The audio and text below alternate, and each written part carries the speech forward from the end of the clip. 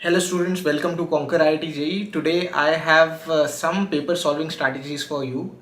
I guarantee you may not have seen all of these strategies anywhere else. And these strategies are scientific. They can really help you improve your score even if your syllabus is not complete. Very first technique that I want to tell you is a lot of times everybody gives you an advice to solve easy questions first and then go on to do the hard questions. The logic that they give you is that you tend to gain a lot of confidence when you do easier questions first, and then when you go to harder questions you have the confidence to solve it. Well, I want to tell you a different strategy. Try it. I'm sure this will be very helpful to you. See, JEE Main is not about just solving easy questions. It's also about being able to solve some difficult questions. When you solve difficult questions, that's when your score improves.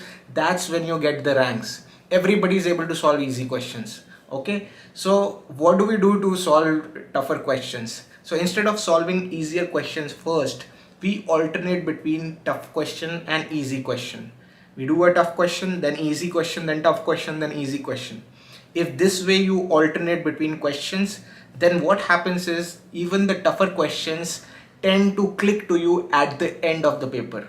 Why does this happen? So for example, you give a lot of test papers, you feel you're not able to solve a question, so you come back home and then you feel, oh, I knew this question, I couldn't solve it. It clicks later on. That's why this is important that you also look at tougher questions in the initial part of your exam.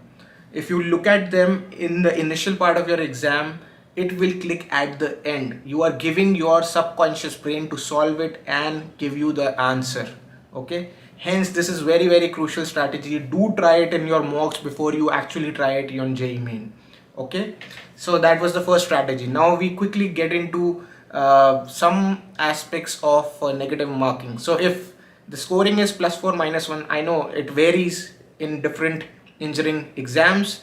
If it is +4 -1, then it is sometimes useful to mark all the answers. Why? Because overall score tends to be positive, because whatever tukka we try, whatever questions we try, we do it with intuition. So try it out in your mock test also and see if whatever questions you're not able to solve, if you mark all of them, does your score come out to be positive or is it coming out to be negative? If consistently your score is coming out to be positive with this strategy, you should use it in your exam. Okay, now let's look at +3 -1 marking. If the marking is +3 -1, and for any question, if you are able to negate two of the options, you know that these two options are not the answer, you are only left with two of the options, then you must mark the answer.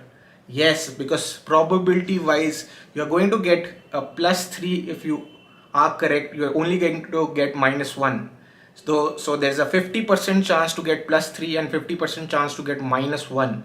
So if you multiply the probabilities and add it, then 1.5% chance to 1.5 is your positive chance and 0.5 is your negative. So you tend to gain +1 every question you do this.